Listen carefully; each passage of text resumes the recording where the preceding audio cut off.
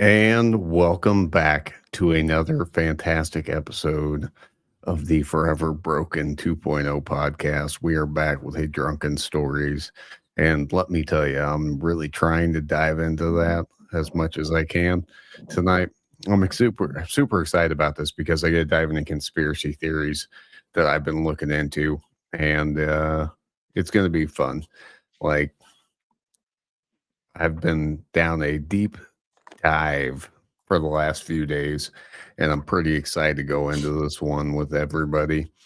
And I gave Gabe like a hint of what I'm going into. I didn't give him everything, but I wanted to go into it a little bit. So that being said, I am Derek Thompson. I will be your semi-host for the night, and joining me as always is Mr. Johnny Utah himself, otherwise known as Gabe Brew. What's up, buddy? How are you doing? Oh, not bad, dude. How are you doing? You've got a big move. You got a lot of things going on right now. I did. I'm actually I would call it the halftime of my move because I put everything in a storage shed where I was at. Brought my essentials with me, and then once I get everything on track and everything good going here, then I'll go back and get my shit and finish my move. Yeah, you're probably moving half my shit's what you're probably doing. Fucking that's the problem. I Well, left half my shit with you. it's perfectly fine where it's at, brother. I've kept my grandpa's hammer there with you. I actually need to come get that. I found it and I got it put away for you. I need that. That's for sure one thing I need to get because I'm an idiot. Dude, was the handle on it a little bit dicked up? Yeah, wooden. Yep. A wooden ball peen hammer, dude. Yeah, I found it and I got it put away for you. I'm excited. Yeah. But we get to dive into some I don't know, it was pseudo historical stuff tonight, if you will. And it's gonna be discredited by many. And those of us who think with an open mind would be more open to it, if you will. But I think it's a fun topic regardless. And hopefully everyone comes into this with an open mind and just accepts it as we go because it's going to be a little bit crazy. And there's a lot more I could have looked into it, but I wanted to get a general idea out there for everybody because it's fun. Just a fun topic. It is one of those things for sure.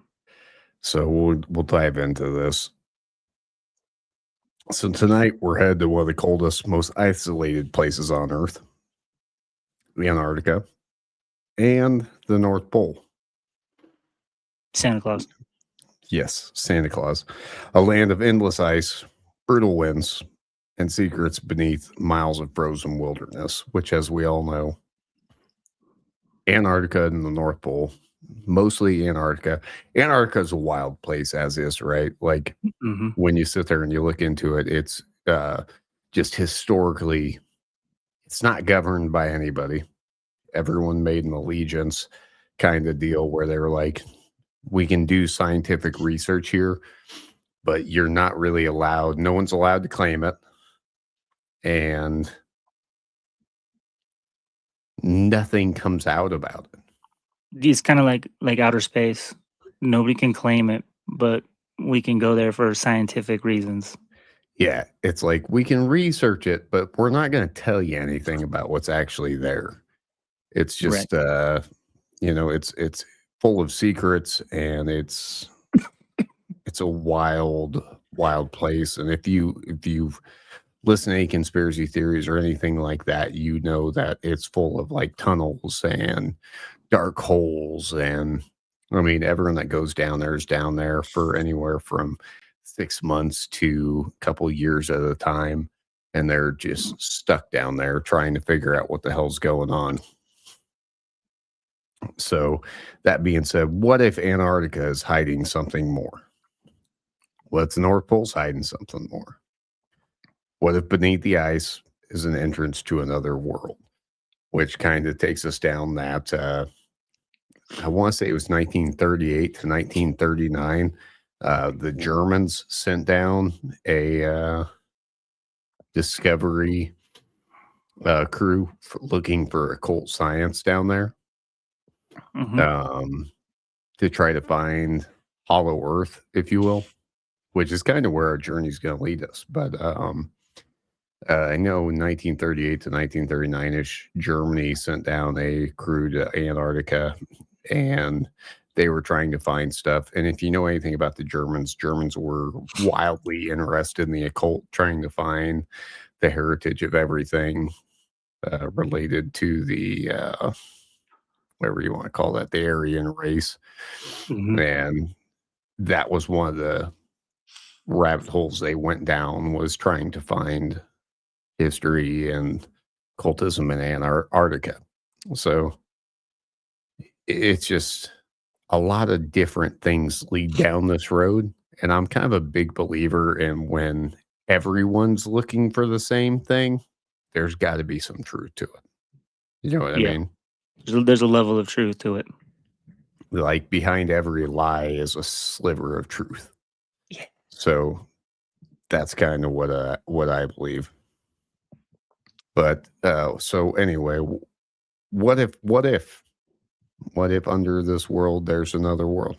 A world allegedly discovered by one of America's greatest explorers, Admiral Richard Byrd, which you alluded to earlier.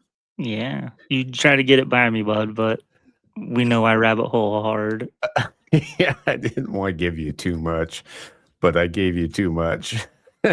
You didn't even give me enough for a regular person. There was not enough to them to get No, if that. you were a regular person, that would not have slipped by. But as soon as you said Antarctica, I was like, fucking Bird. Yeah, I mean, it's just one of those things, man. Yep. So and I mean, he can't. It's really hard to discredit him, and Mm-hmm. that's what everyone's been trying to do. But so this will be the story of a hidden journal, Hollow Earth, and one of the most controversial legends in modern exploration. Excuse me. It's just one of those things. So as we kind of dive into it, we'll talk about Richard Evelyn Byrd. He wasn't just a conspiracy theorist. He wasn't a conspiracy theorist. This was a guy who had a very colored history and past. I mean, he was a decorated naval officer, polar explorer, and he was an aviational pioneer. Byrd led multiple expeditions to Antarctica and became one of the most respected explorers of the 20th centuries. He went to Antarctica many, many, many times and was known for what he did. And his accomplishments were well documented. Most of them were historically documented, and there's a lot to them. And this is going to be one of the ones that most people don't claim, and we'll kind of cover that as we go. But it was allegedly what happened during one of his polar flights that fuels this new mystery, this new controversy, if you will. According to a document known as the Secret Diary of Admiral Byrd, he had an extraordinary encounter that took place somewhere beyond the North Pole. Not Antarctica, but the North Pole. And that's where things get just a hair touch strange. Things kind of take a leap, if you will. That being said, this document, this diary, was, from my best understanding, something that was found by his grandchildren or his son. I believe it was his son, years after he had passed away. So that being said, it wasn't something that it was like a senile old man wrote. In the diary, it was when he was in his younger years, and he was very much acclaimed as somebody who knew what he was doing. He was respected in his field when he wrote this. Right. So the journal claims that Byrd's personal account of a classified flight in February 1947, he flew beyond the pole, discovered something that to modern day is just impossible. Instead of endless ice, he's traveling over the North Pole and he sees a hole, like an opening in the land. He flies into it there, and what he ends up seeing is rivers. He sees forest, so trees, the whole gamble of things that you would expect to see if you were like in the Amazon is kind of what they expected. Mhm. He saw animals resembling mammoths. It was temperatures far warmer than what you would expect in the North or South Pole in Antarctica. There were just anything you can imagine. I guess kind of what I relate it to is when what the hell in Ice Age, the cartoon. Yeah, where they pop through the secret hole in the ice, and they're in Yeah, the Pangea. yeah. When they enter Pangea, and that's kind of what I imagine. They enter, and there's mammoths, and there's all this wildlife, and everything's going on like that. Um, but this diary describes a hidden land existing inside the Earth, and it was illuminated by an unknown energy source, a civilization that remained hidden from humanity and from what we know for thousands of years. Mhm. And as we kind of dive into that, I mean, we look back and we try to look at history from try to look at it with an open lens. I mean, Mhm. when we look at the pyramids and everything that came with that, like the Sphinx, as far as they knew, it only went back, like 4,000 years, I believe, is what we have the pyramids at. And now they're seeing that the Sphinx was probably 10,000 years old. Mhm. So what I can imagine is this could be anywhere aged well before that,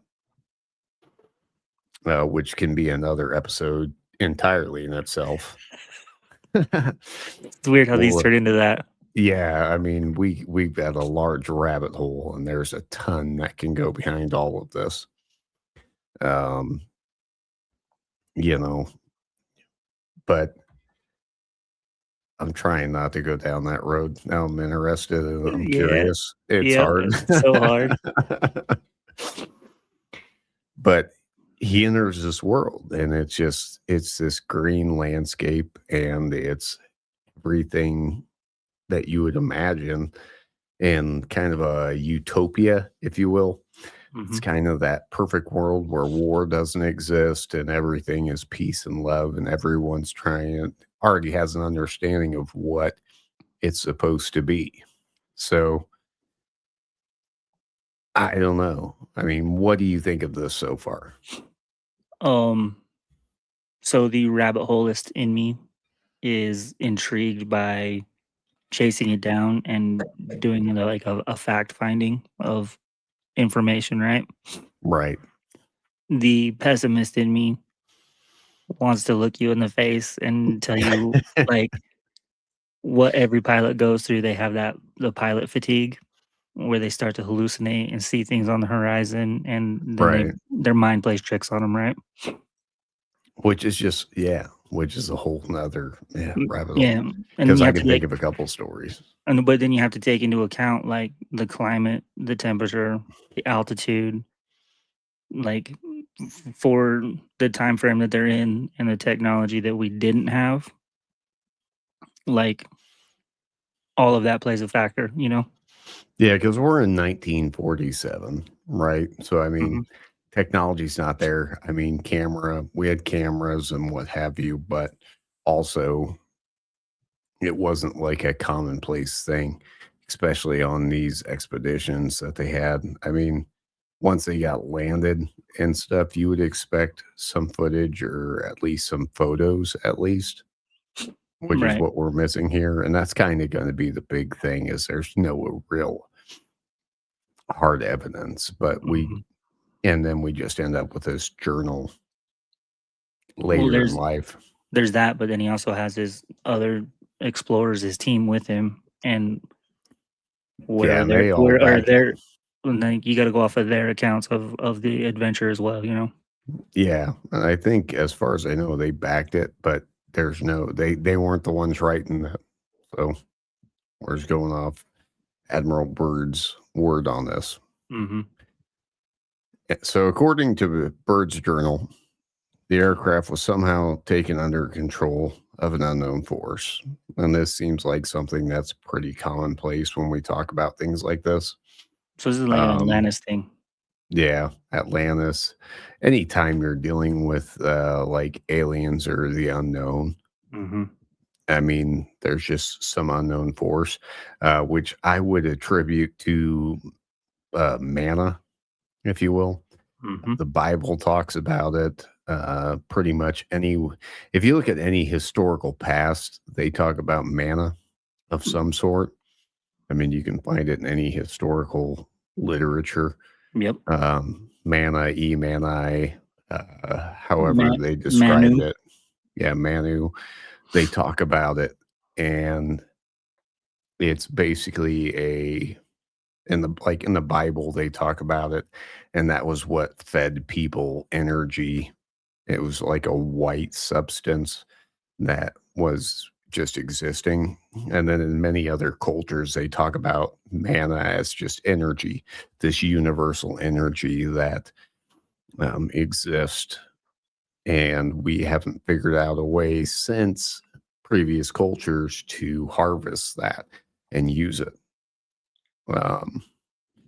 But anyway, so he's traveling. His plane gets taken under control by a different power, and his controls become unresponsive.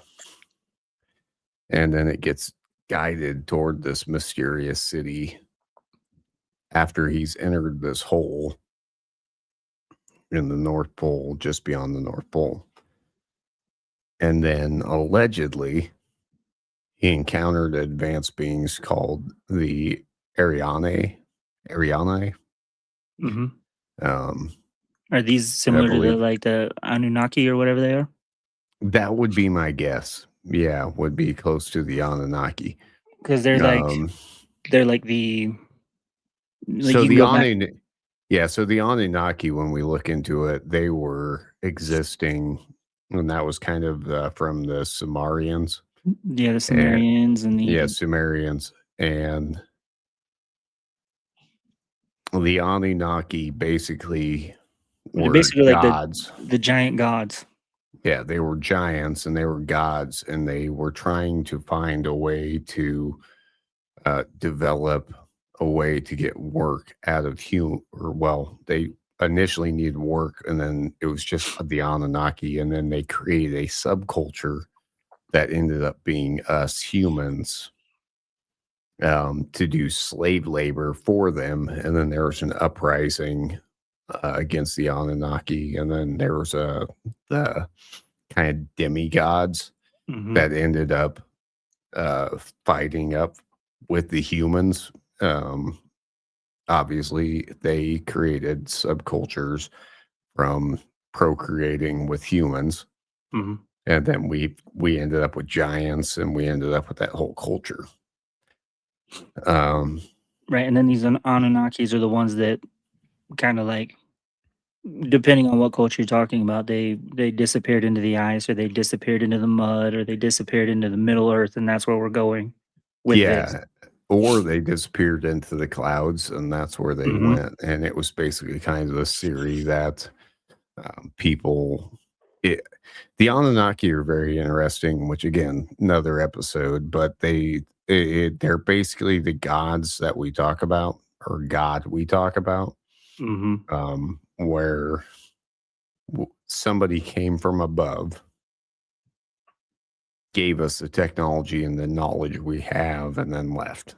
Hmm. And you can see this across every culture, across the world, thousands and thousands and thousands of years ago. So it's just crazy that they exist everywhere, Well, that everywhere in history. and then we collected it all, and then we summarized it and put it into one big book, and we call it the Bible. Yeah. I mean, it's this wild thing. Yeah. And it's funny that it's written about in history everywhere. Hmm. So, I mean, there's some truth to it. Like we said earlier, I mean, behind every lie, there's a truth. Well, And we can I go think back to that's that. crazy. We can go back to that time old saying where it's like, why does this person keep going back to do this even though he knows he's not going to make it? Well, if 10,000 people are going to do this, there's apparently a reason why they're doing it. Right, exactly. So, anyway, we'll try to dive back into this. So, Sian Ariani. So, we're going to go with because I can't pronounce things. Hmm. I feel your pain, dog. The struggle is real. It is real. The inhabitants were described as tall, which we talked about, giants, right? Intelligent and technologically superior than surface humanity. So it kind of goes back to what we're talking about, where there was this ancient culture of Anunnaki and just giants that were superior in intelligence to us. And they were giving us intelligence, which leads us back down that whole rabbit hole of Mm, the pyramids and everything and how precise they were. Uh, so whatever. But the journal claims that these beings were welcome. They welcomed Byrd peacefully, and they told him that humanity had entered a dangerous age. So when we're looking at it, we're looking at 1940s, and we're looking at when the U.S., Germany, and everyone was kind of entering that nuclear age. yeah, like Cold War. Well, no, this is World War II. Well, it's a couple years after World War II. All the peace treaties were signed in 45. Well, yeah, but 1947 But we we're still invaded. Yeah, dealing but with we're still they're referring fallout. to the fact that we did the nuclear bombing, Well, yeah, like and you have all the Germany fallout. started that. Yeah, so it's a fallout of World War II. So it's like right between World War II and the Cold War. Hmm. So they're talking about the fact that we've entered the nuclear age, I guess, Hmm. if you will. Um, Good old Oppenheimer and Project Paperclip, things like that. Hmm. So it's that age of nuclear weapons. And it was an age that would threaten not only the surface world, but the balance of the entire planet. And we're still talking about that today. I mean, we're going to war with Iran, which we're furious about trying to get nuclear weapons, and we're trying to Hmm. prevent wars that involve nuclear weapons. So, you know, what do you do? But according to the story, the Bings warned us that there's a civilization that's heading towards self-destruction.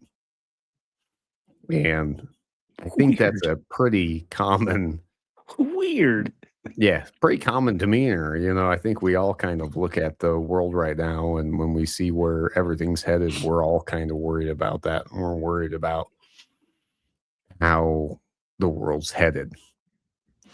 Um, and basically, what these Ariani instructed Byrd to do was to tell world leaders what he had learned. So, what do you do with that information, right? You go back and you report it. So hear me out. Yep. Hear me out. Yep. It is time for somebody to take it upon themselves to go on an expedition I think so. and possibly search out these beings and get an update on what we need to do with the world as we sit today. I think so, and I think for 100,000 views or $100,000, you and me will do it. Dude, I'm all over that. I would bounce on that like a fucking You rabbit jumping on a you pay carrot, me my enough. man. You fucking pay me enough, and Yeah, you you get. fund that whole thing, and you make sure that I have weather clothes that are gonna help me survive. I I'm don't even there, need that, man. Give me a fucking tank top and a goddamn pair of shorts. I'm in. brother. Like, You will get frostbite on your nuts so fast. but what they keep saying is this is a warm place, so I'm in.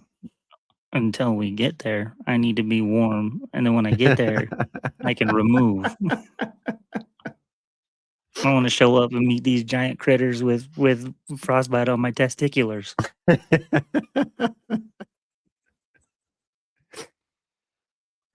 Oh Because I don't God. know if you know this, we came from the same surface, and Yeah, it gets when they pretty present cold, man. themselves, if one of them's hot enough, I'm just saying. Yeah, it gets pretty cold. That's what I'm saying. But basically, from my understanding, is they came to him, they told him they were peaceful and that their big concern was nuclear war. And I think this is something that we kind of attribute to every alien story. It's a story of how we've hit this nuclear evolution, and they're concerned about us. So, I mean, you can take it how you want, whether it's just stories or whether it's true. Do you think that there might be some remorse that goes into these beings of trying to guide us in a different direction because they're remorseful for giving us the technology to be able to wage this type of war? I think that's definitely a possibility. I also think that, so here's the other kind of revolution of this, right? Is that aliens aren't extraterrestrials, but they're us from the future. Mm, So it's the future us coming back to try to make up for the mistakes that we made. okay. So I think they're related to as P-42s or P-47s and P-47s, and they're from the future, and they come back and they're trying to come back to relegate and let us know that we made mistakes. So there is a level of remorse to it. Yeah, so it's definitely a level of remorse where it's people that came back to tell us that we we fucked up and we want to make right what we did. You know how fucking So wild it would be to go on that expedition and walk into face to face with you or like a descendant of you? future you. The fuck? It's insane to think about. And because I just watched this video, and when you think about it, so everything we see and anything that anyone would see of us. So if there's like the closest um star system to us is like 45 million light years away. What Mhm. they would be seeing right now of Earth if they were looking through a telescope is dinosaurs. Mhm. And to me, that's just crazy. So if when you put that in the reverse, what we're seeing of all these planets that we're looking at are millions of years in the past. So we have no way. There can be life on other planets, but the closest we can see them is millions of years in the past. So there's probably life out there. And what we're seeing is the distant past, Mhm. like the stages of us when we were just microorganisms. That's what we're seeing right now. Okay. So do you think that they made a mistake by coming here? Like they peeped us through a fucking looking glass and they were like, "Look at these creatures," and they showed up and we were here. Yeah. And then they were just like, oh shit, What? What the fuck? these things are retarded. This was nothing like the brochure. This was nothing like I expected, dude. This was They're not just in the trying to mission. they're This, trying to blow each other up. They don't know what the hell's going on. They're gonna kill themselves for the 15th time in recorded history, you know? yeah, definitely not in the mission brief. Yeah, it did not fit what we had scheduled at all. Could that be so wild? It would be crazy to think about. That's why I love this stuff, dude. It's just fun to me because there's no way to define it or It's all it. hypothetical. It's all hypothetical. Yeah, and there's how can you can't prove it wrong. Well, it's hypothetical. You can't prove it. You can't prove it or disprove it. But then you also get into what we're doing right now, where you can interject your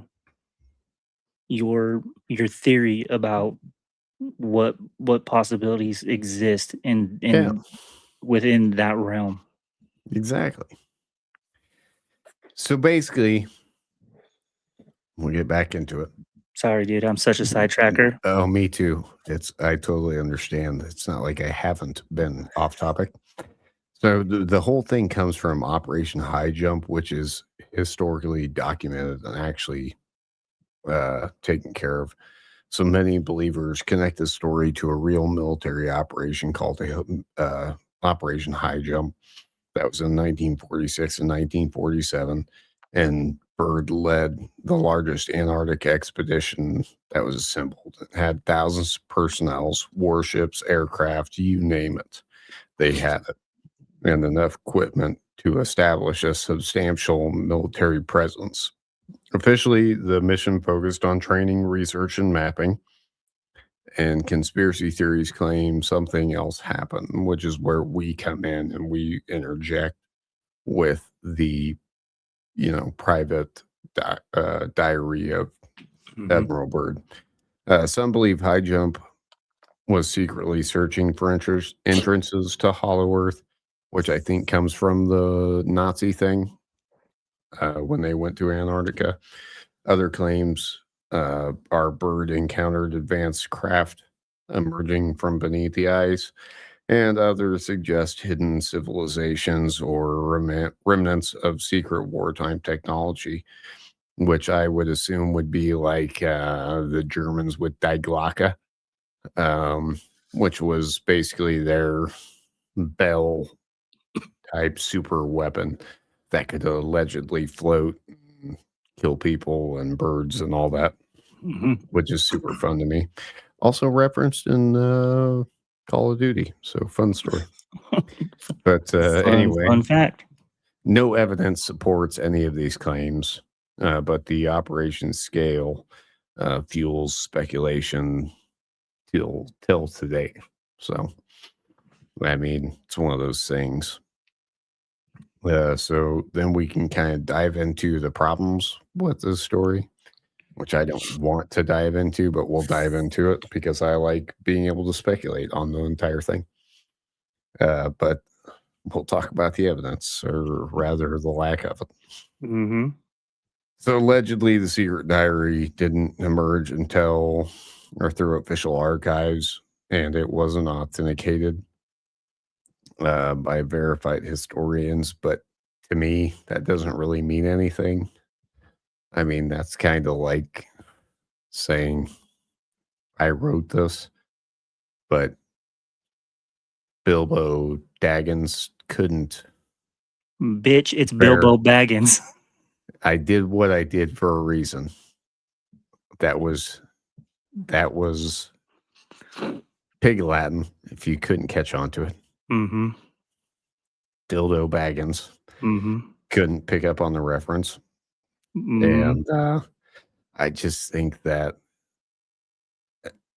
it's just weird to me that they refuse to accept the fact that it was found by his son, which I think lends more credibility to it. Mm-hmm. It wasn't something that was found by some rando 50 years later. It was something that was found by his sons after his death. So I just think that's crazy. But there were no Navy documents that support the story. There's no flight records, which again doesn't really mean anything. You flip off the switch, and nobody knows anything about where you are.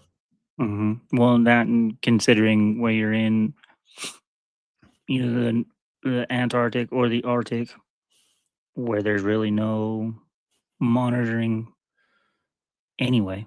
Yeah, like the last guy that flew through the Antarctic got arrested, and he's been arrested for the last 90 days. He went out to travel all 7 continents within a year, and then he ended up getting arrested for flying the border of Antarctica. Hmm. I think it's Andrew Chon was his name. But when you're sitting there and you're looking at him, a little bit suspicious. I was Like just he saying, like, landed. rode the border and you get arrested for that? Like, Yeah, emergency landing, and allegedly that's supposed to keep you safe from anything. Got met by guys in black suits, and that's after the fire department and emergency medical checked him out to make sure he's okay, and they were like, "Yeah, you're good to go on your way." And then he gets met by guys in black suits, and they fucking sit there and they're like, "Yeah, you're not allowed to leave." And it turns out they were like the Peruvian government, who has no authority in Antarctica, mind you. But it's just weird. You know what I mean? who has the authority over Antarctica? Nobody. That's an So, international clause that nobody has authority over Antarctica. hmm, And I think that ends in like a couple of years, something like that. hmm. And then it's going to become a big debate again. So we'll see what happens. God, But another global war, dude. yeah, probably. I mean, it's not Fighting, like we're not fighting for a already block of headed ice. that way, dude. We're already headed that way, my guy. This is just a precursor. This is all a build up until we can fight over Antarctica. Yeah, I hope so. That'd We be want the pretty best fun. ice in the world. We want the best ice. We want them tunnels, my guy. Mm, Heard too many stories, man. dude, I'm like off topic, but it just hit me and I have to get it off my oh god, they're coming. The the suits in black. So anyway, red alert. It is time for the injection. Anyway, We're on point. it just brain farted so hard. Oh, anyway. So say somebody claims domain over Antarctica and you start like doing what we do in every country we overtake and we start exploration and you start running boreholes and start digging and tunneling and all that stuff. And like, how many prehistoric fucking artifacts do you think is in that ice? I think there's a shit ton. Do you imagine the creatures that you will come across? Well, they've already talked about like the North Pole and kind of like everything that they found in the ice with like prehistoric enzymes and all that shit, where Mhm. you're looking at it and you're just seeing like diseases, and we're like, yeah, they're unthawing, and we're gonna bring them back to life, and you're like, that's a terrible fucking idea. Yeah. Nobody watches movies anymore, like evolution. I've seen enough horror movies. I know how this ends. Let's just not go down that path. Okay. Man, what was that? What is those horror video games where they did that? Where they thought out those diseases and it turned everybody into like rapid flesh eating monsters? Yeah. So we'll just keep trying to move on with this struggle bus.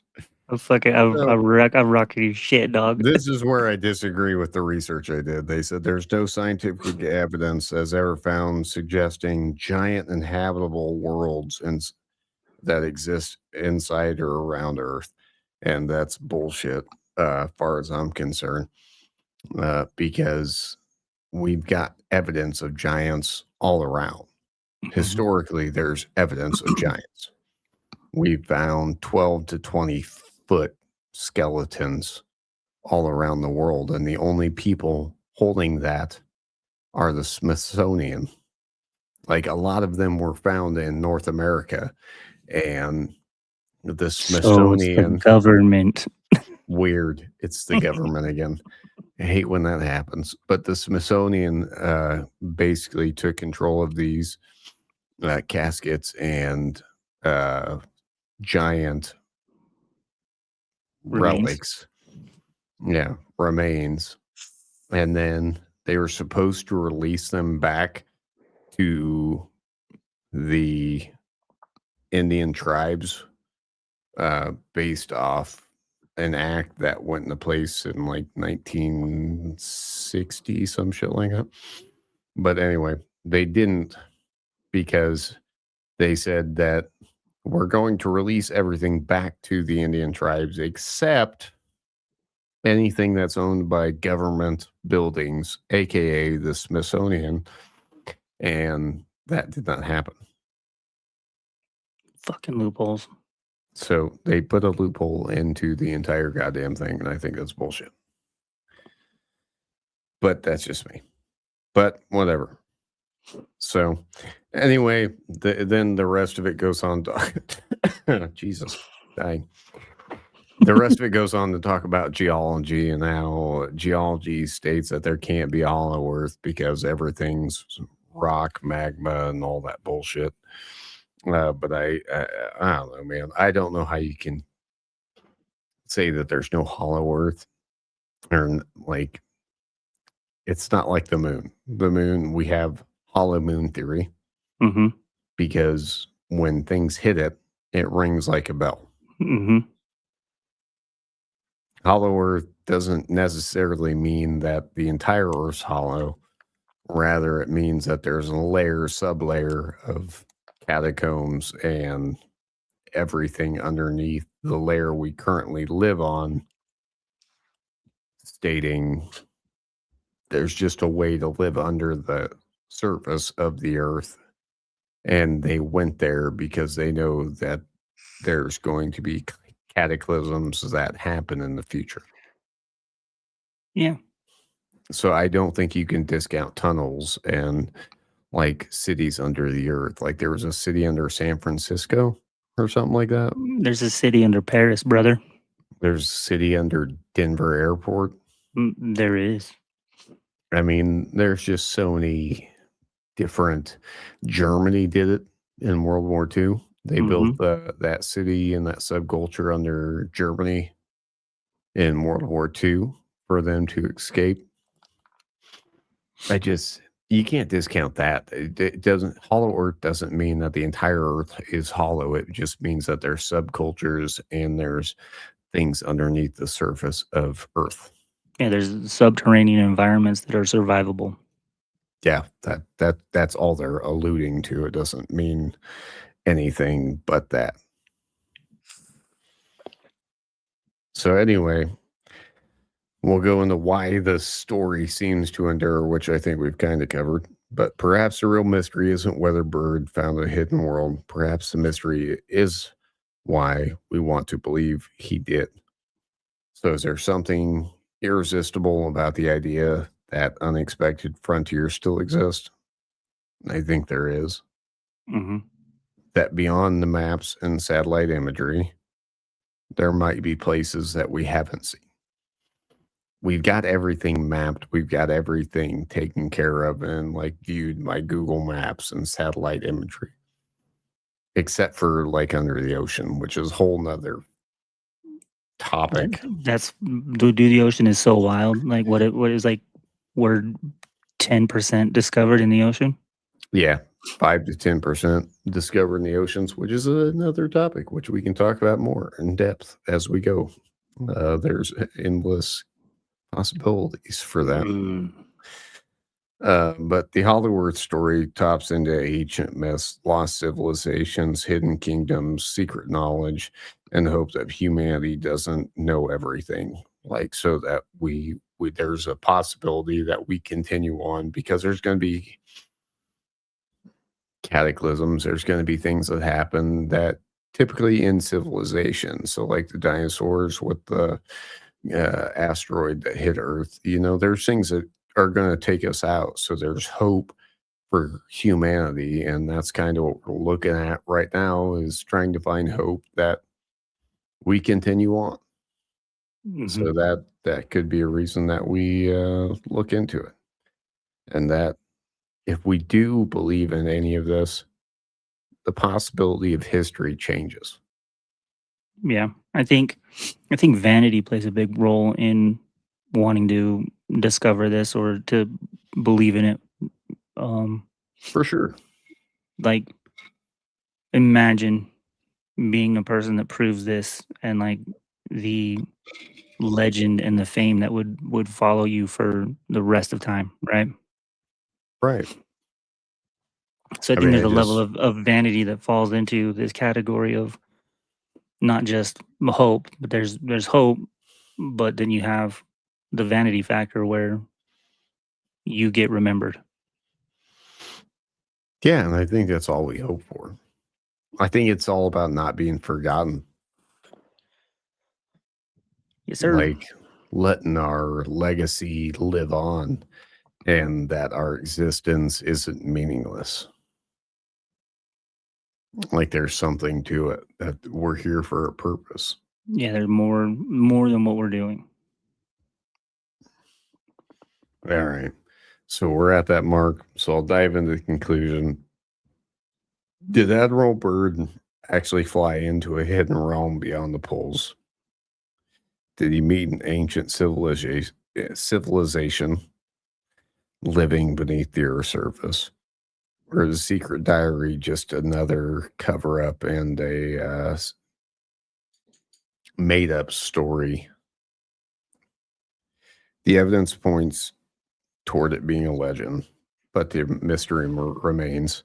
And somewhere in the endless white wilderness of Antarctica, the imagination continues to wander. But that being said, wondering what might still be hidden beneath the ice continues to elude us. So, that being said, what are How, your final takeaways from this, Mr. Brew? um, quick question: Yes. how much of the Arctic and Antarctic has been discovered? Depends on who you check on. Because this all started out as a very wild journey, and like I want to say like the 1800s or late 1800s, and Mhm. they were only able to get past the outer edges. And then it went into the 1900s. We broke in more. There ended up being a guy that damn near lost his life. I can't remember his name. I'll have to look into it. It could be another episode as well. That But was he a broke in. Archibald Witwicky, and Yeah, that sounds that's right. how we came to discover Megatron. Yeah. Yeah, that sounds right. But there was a crew that led into the entire Antarctica, and they broke grounds, and then he ended up getting like left behind, Hmm. and it took several months for them to get to him and rescue him. And I'll have to research it. I can't remember his name a little bit more, but it's also a very fascinating story. Right. Um, and it's less conspiracy theorist. It's just actual Evidence science, based. evidence based. Yeah, history. Super cool story though. But um, Okay, back to your original question. yeah, what do you think?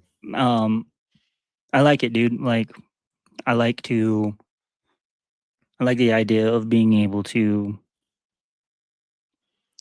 like wrap yourself into this and like do some research and like no matter the outcome, like you gain some knowledge on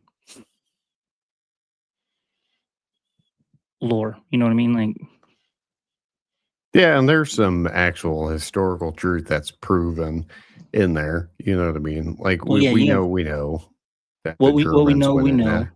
So that yeah, what we know, we know. So there's historical facts that are linked to it, but at the same time, like you get into like the lore of it, like like these giant beings that have all this advanced technology, and then you can you can take all these different paths to like formulate your own theory on it, and then just have fun with it. So it's not that you can. It's not necessarily that I believe this journal is a factual document that this really happened to him, but he's opened up the door to like have people use their imagination Right. and have fun with it. Yeah, I love that. I think that's kind of what I take away from it is keep your mind open to imagination and don't count things out. Yeah. I mean, there's a whole new world out there somewhere, whether it's on Earth or you see what I did? Cocksucker, I caught that. And and we can go down there's human beings on Mars working with a coalition of human beings. We can do that whole thing, and we'll do it later. We'll hit those marks. Maybe that's where the podcast leads, is we just start breaking down conspiracy theories and fun shit, because that's kind of where our heads have been lately. So it's been terrible. It's been so bad. It's been a giant point, but we'll see what the viewers think, and we'll go from there. So that being said, yeah, I mean, I think it's just fun for the imagination. I think it's a great story, and I don't think it can be discredited or credited. I do think it's interesting that,